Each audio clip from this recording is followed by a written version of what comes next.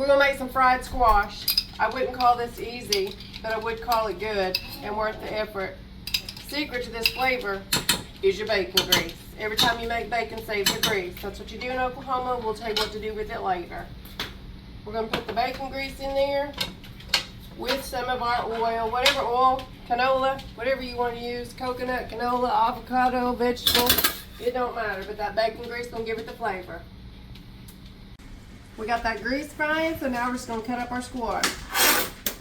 You can use green, you can use yellow, you can use green tomatoes. You can use dill pickles.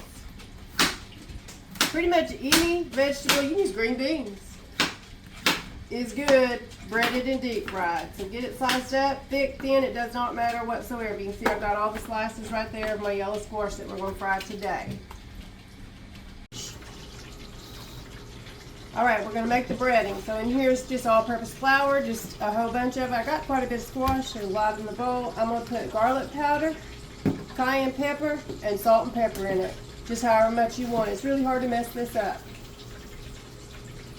My other trusty assistant, cracking my eggs. That's going to go on the squash as well. We're going to put eggs and we're going to put salt and pepper in there and we're going to whisk them up. I'll show you in just a second how we bread them.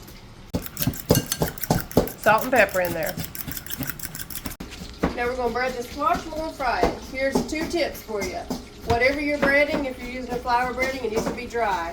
If you try to do chicken or whatever and your breading slides off, it's because whatever you breaded was wet. You want it dry, dry, dry. Second tip, this is the egg hand, this is the flour hand. You're going to need that one. We'll just take some squash, put it right there in the egg, just like so. And then I'm going to get, let some of that, get that off of that. You don't want big old clumps over here in your flour. Put it in there, this is my flour hand. I want to just toss it around. I want to make sure that with squash they'll stick together on you. So you want to separate them and make sure you got a good coat of flour on either side. Be careful here. Into the hot grease we go. This is not easy. It ain't an easy recipe, but what it is a worth it recipe. Because there ain't nothing better than fried squash dipped in ranch dressing. We'll show you the finished product in just a second.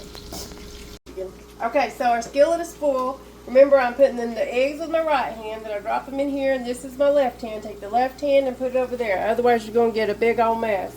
We got a full skillet. Next tip, don't be flipping these around. You flip them around and around and around, you're going to knock all the breading off.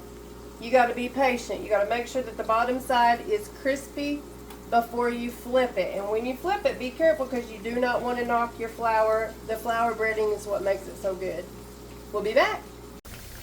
Alright, now this looks like the bottom side is about done. You're just going to gently flip it. Look at that crust. That is exactly what you want to see.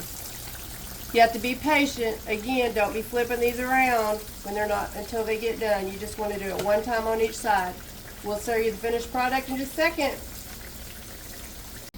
Alright, so we got the second batch in and we've got one full batch done. Let's just zoom in on that. How beautiful that is. Gorgeous. Some people like it crispy, some people don't, so I just make them all different ways in there. And let me tell you what, that is a beautiful piece of fried squash. Dip it in the ranch dressing. Oh my gosh, 10 out of 10.